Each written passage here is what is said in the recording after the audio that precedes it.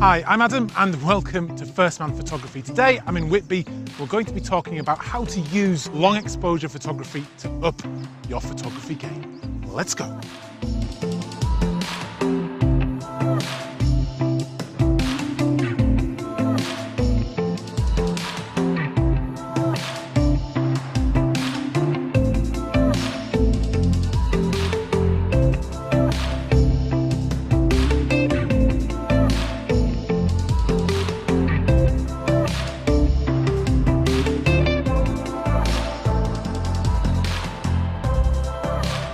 Before we get into this today, this video is sponsored by Squarespace. If you need a domain name, a website, or an online store, then make your next move with Squarespace.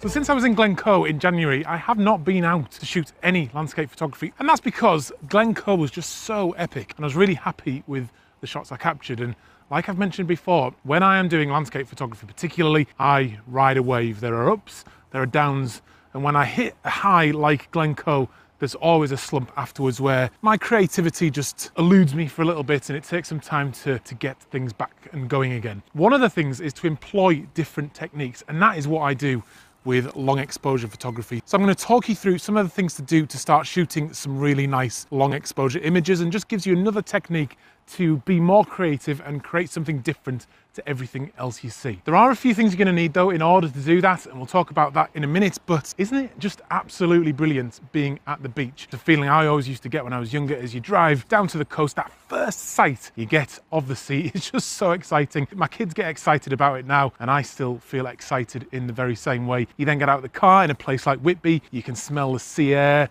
the fish and chips, and it's just really quite a special thing at the seaside. So the things you need are firstly a scene to shoot, and I've come here to just by Whitby Abbey and I've got this view down to the harbour, and the bell's going off. I wonder what time it is.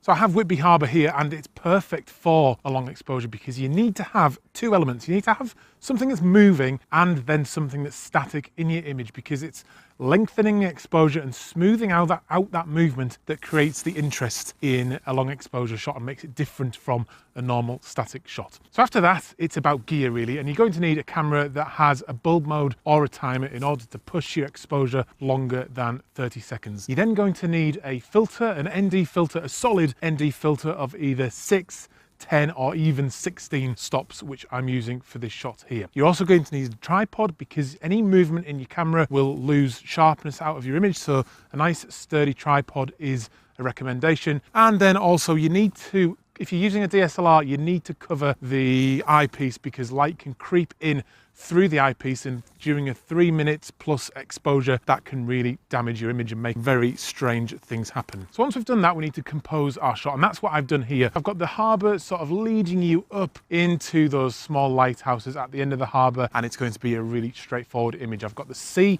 or the horizon going along the top of the rule of thirds line, and that's going to be my shot. And as I smooth out the water and smooth out the clouds, it'll be quite an interesting image. So then it's about firstly taking a normal exposure, so we can then adjust our exposure time depending on what that is. So for this scene, it's 1/320th of a second at f8 and ISO 100. That's for my normal exposure. And then I need to use an app or a exposure calculator to work out how long that exposure is going to be. So in this case, it is 3 minutes 20 seconds. I use PhotoPills app. There are loads out there that will work out your exposure time. Before you put your filter on though, you need to make sure you have your focus locked, because once you attach that dark filter to the front of the camera will not know what to do because it won't be able to see in a normal way. So you need to get your focus locked and then switch to manual focus, so we're not going to get any focusing issues. Also, you need to turn your IS off if you have image stabilization, because that can introduce some movement into the image as well, and we don't want that. It's quite windy at the moment, so with that kind of exposure, I am going to get a slight amount of movement which will reduce the sharpness a little bit, but it shouldn't be too bad. So once we've done that, we just need to punch in our exposure time on this Canon 5D Mark IV. It lets you do it with a built-in bulb timer. If you don't have one of them, you're going to need to put in a shutter release cable and just turn it into bulb mode and then lock off your exposure for as long as you have decided it needs to be, and then just time it with your phone, or some of the shutter release cables actually have a time on them. So I'm going to go ahead, I've got the bulb mode set, I've got the timer set, and I'm just going to use a 2-second timer so there's no movement in the camera, and then go ahead and shoot.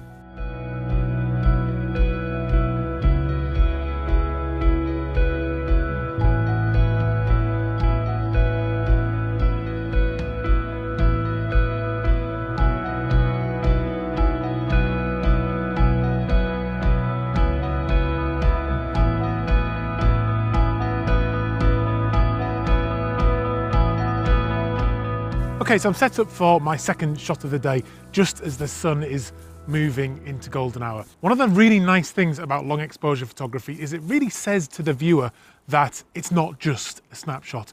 You have literally put the time and the effort in to capture something different than anyone else walking by would have captured. And this is quite a good example of what I've got set up here, and where you can really use long exposure to your advantage. So across the harbour there, towards the other harbour wall, there is this really interesting ladder, and the composition I have is just with that ladder in the scene, and then the harbour wall essentially filling the middle of the frame with the horizon on the top rule of thirds, and then on the bottom of the wall on the bottom rule of thirds.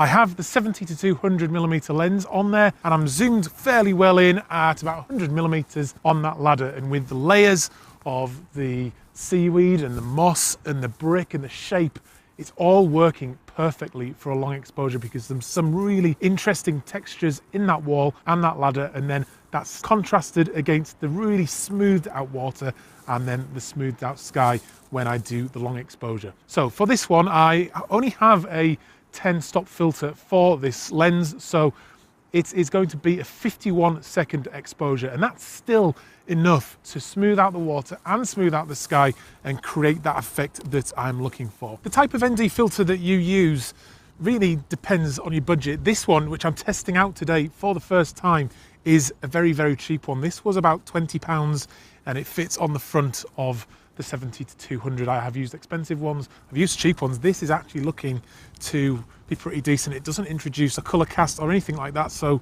I'm fairly impressed so far. And long exposure photography does not have to be expensive on top of what you've got. This is a 10-stop one, like I said, but yeah, pretty good. Another great thing about long exposure is that if you have people walking through your scene, and particularly in a busy sort of tourist area like this, you can remove them from the shot using the long exposure, because as long as they keep moving through your scene, they won't be captured at any one point, and it's a really good technique for removing people from your scene. So I'm all set up to take this shot. I have the bulb timer on again. I'm at f16. It's going to be a 51-second exposure at ISO 100, hoping that nice golden light stays on the wall. Shoot that, wait 51 seconds, and let's have a look.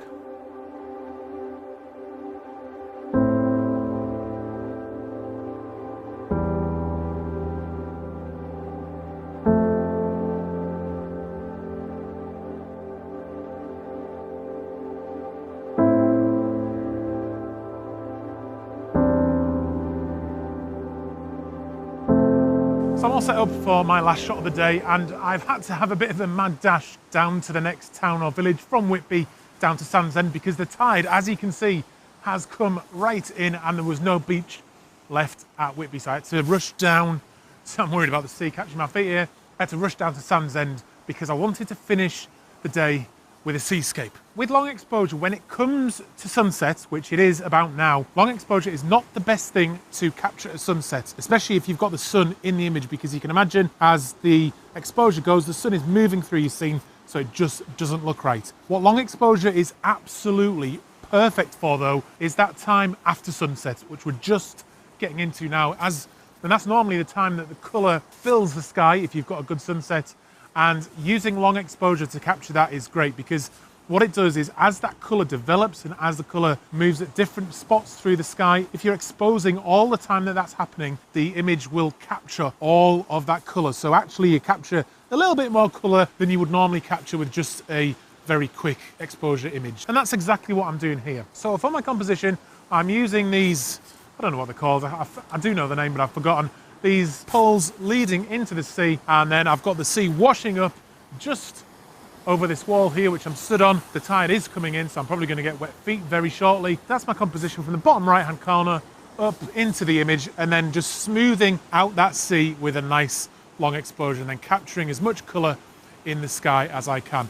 At the moment, I have a 6-stop filter on there because as it gets to the end of the day and the light comes down, a 6-stop filter is good for just extending that exposure to around a minute to 2 minutes, depending on the light. So the good thing about the 6-stop filter is your camera can still see through it, so you can still compose through the live view. You can't really see through the viewfinder, but you can still compose through the live view when it compensates for that. Sunset-wise tonight, are we going to get any colour? I don't really know, because at the other side of me, there's the wall here for the road, but at the other side of that, where the sun is actually setting behind you, there was a massive bank of horizon cloud. So there's not going to be any massive colour, but I do have some very high altitude cloud here, which could still catch some colour, maybe 20 minutes after the sunset has happened. So I'm going to wait around for that and try and capture that in this long exposure. I might experiment with different things. You can experiment with different lengths of exposure to get different effects in the water.